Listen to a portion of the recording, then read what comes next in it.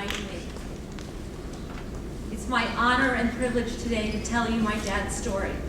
I have two sons, 19 and 21, who attended school here, and I'm very blessed that my parents are still alive today.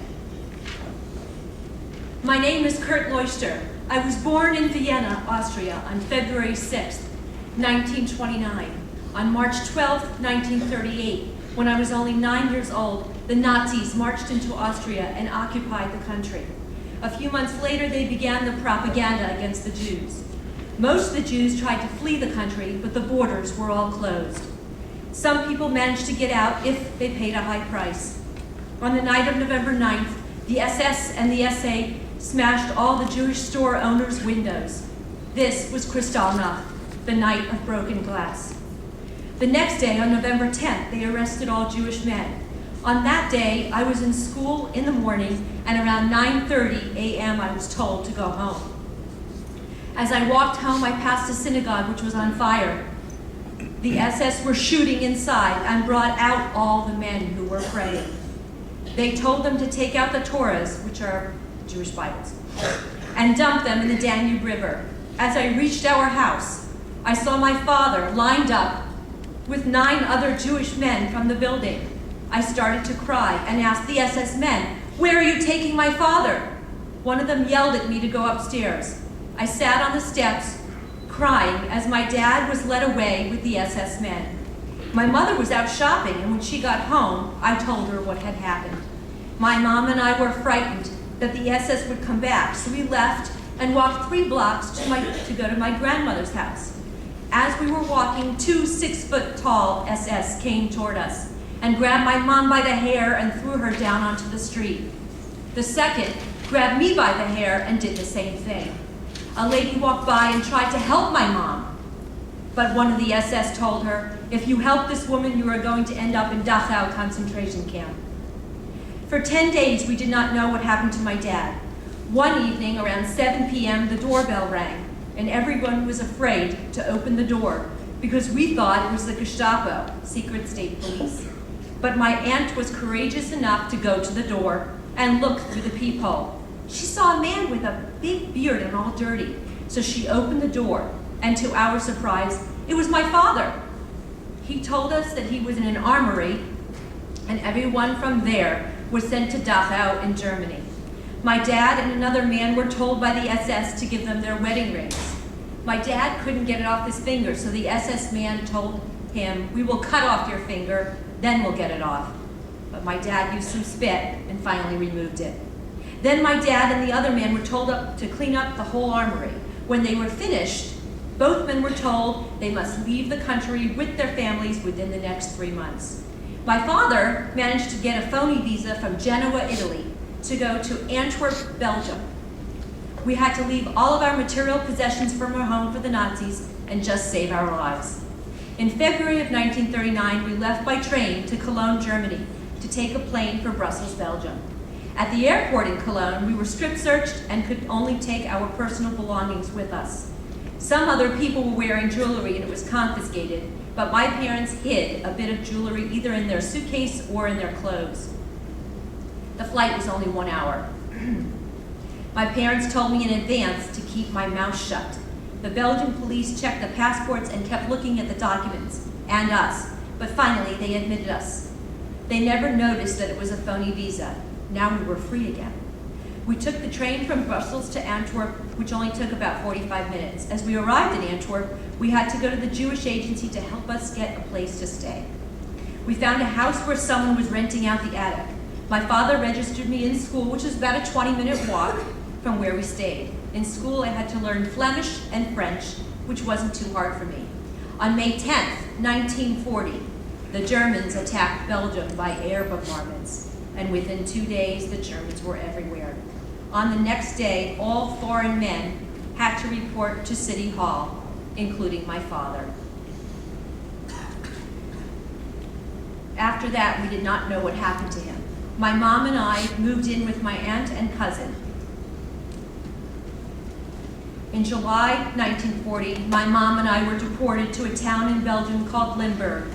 We were told to stay there in a detention center which had straw sacks for beds, and had no idea where we would be going next. In the meantime, my aunt heard from some source that my dad and my uncle were in France near Spain.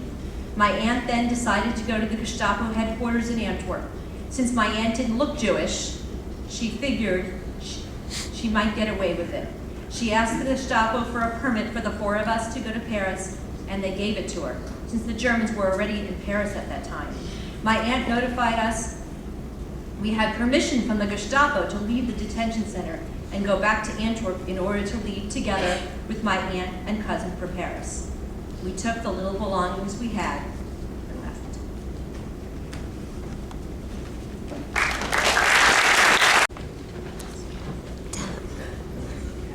This is a poem called Fear by a 12-year-old girl named Eva Pikova. Today, the ghetto knows a different fear. Close in its grip, death wields an icy sight. An evil sickness spreads its terror in its wake. The victims of its shadows weep and writhe. Today, a father's heartbeat tells his fright. A mother's held their heads into their hands. Now children choke and die with typhus here. A bitter tax is taken from their bands. My heart still beats inside my breast while friends depart for other worlds. Perhaps it's better, who can say, than watching this to die today. No, no, my God, we want to live, not watch our numbers melt away. We want to have a better world, we want to work, we must not die.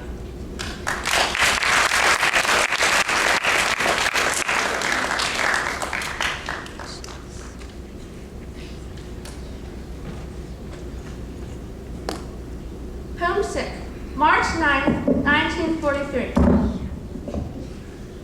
I've lived in a ghetto here more than a year, in Terezin, in the Black Town now. And when I remember my home so dear, I cannot love it more than I did somehow. Ah, home, home, why did they tear me away? Here the weak die easy as a feather, and when they die forever. I'd like to go back home again. It makes me think of sweet spring flowers, before, when I used to live at home. It never seemed so dear and fair. I remember now those golden days, but maybe I'll go back there soon again. People walk along the street. You see at once on each you meet that there's a ghetto here, a place of evil and of fear. There's little to eat and much to want, but no one must give up. The world turns and times change. Yet we all hope the time will come when we will go home again. Now I know how dear it is, and often I remember it.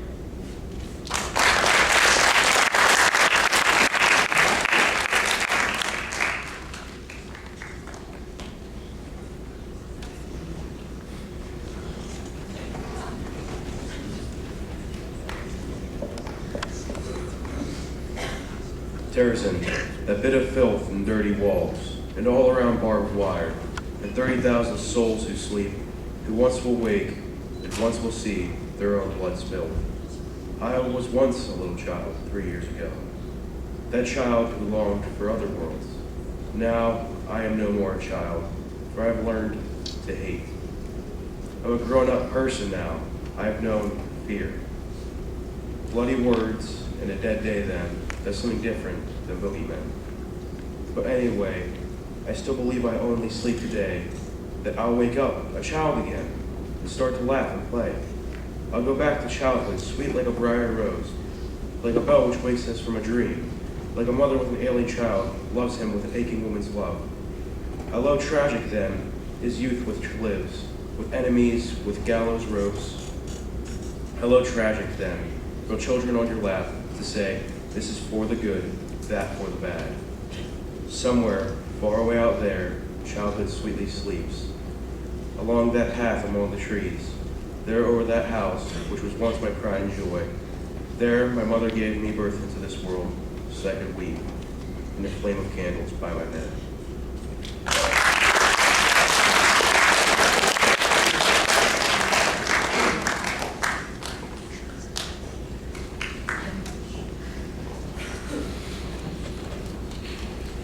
Butterfly by Pavel Freeland. The last, the very last, so richly, brightly, dazzlingly yellow, perhaps if the sun's tears would sing against the white stone. Such a yellow, is carried lightly way up high. It went away, I'm sure, because it wished to kiss the world goodbye. For 7 weeks, I've lived in here, penned up inside the ghetto. But I have found what I love here. The dandelions called to me and the white chestnut branches in the court. Only I never saw another butterfly. That butterfly was the last one. Butterflies don't live here in the ghetto.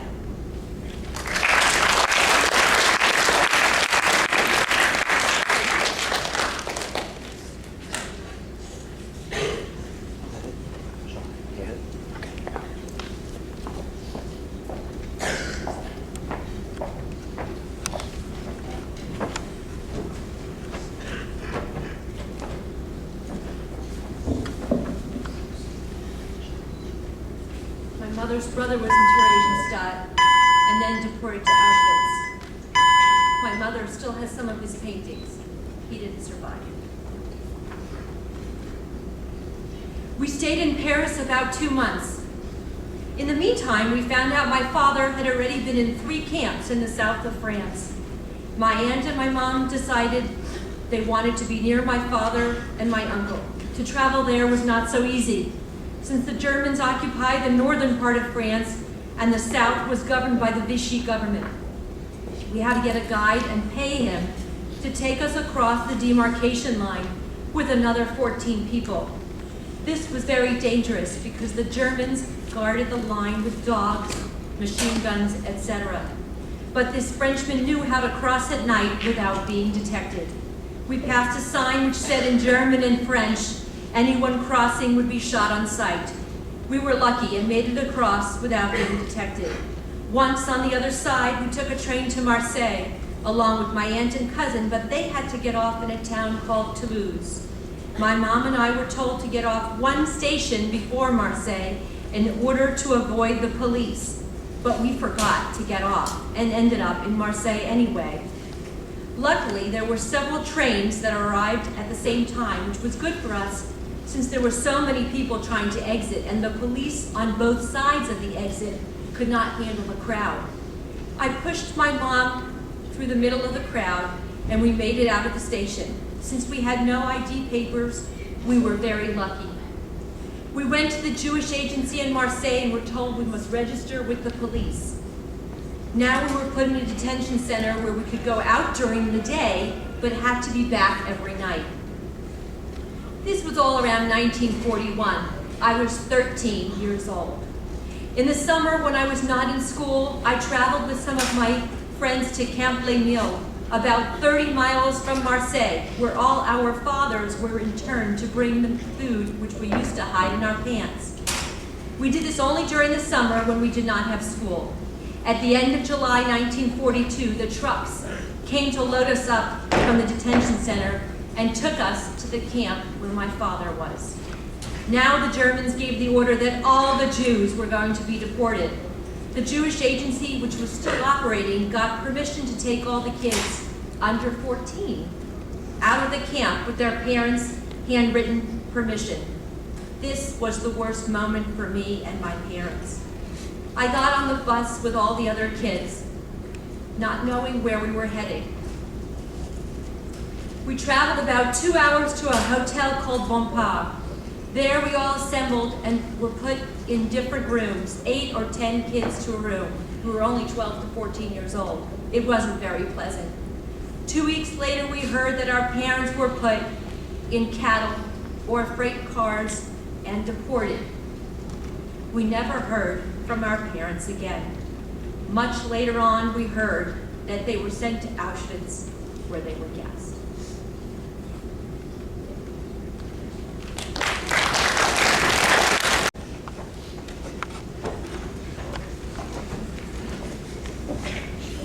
Before I finish my story, I wanted to add a comment to Mr. Loplapkas about never again. My parents are in their 80s and they're not going to be here much longer, so it's my job in life to carry on their legacy and to tell their story.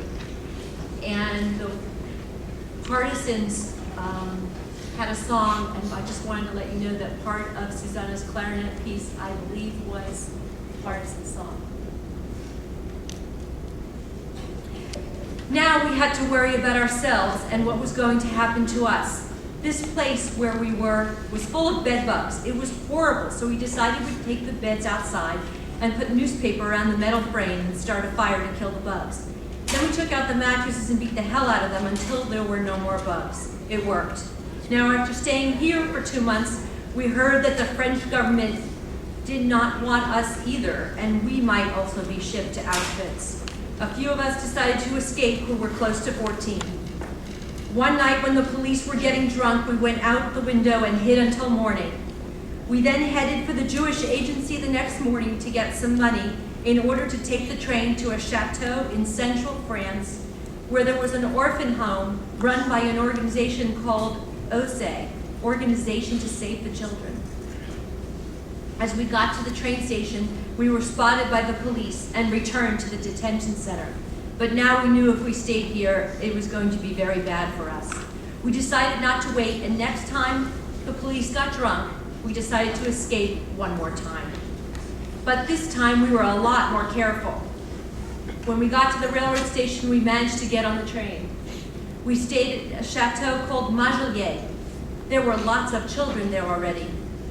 This is where I met a girl named Edith, and I liked her very much. But that did not last too long, because the Germans were looking all over for us.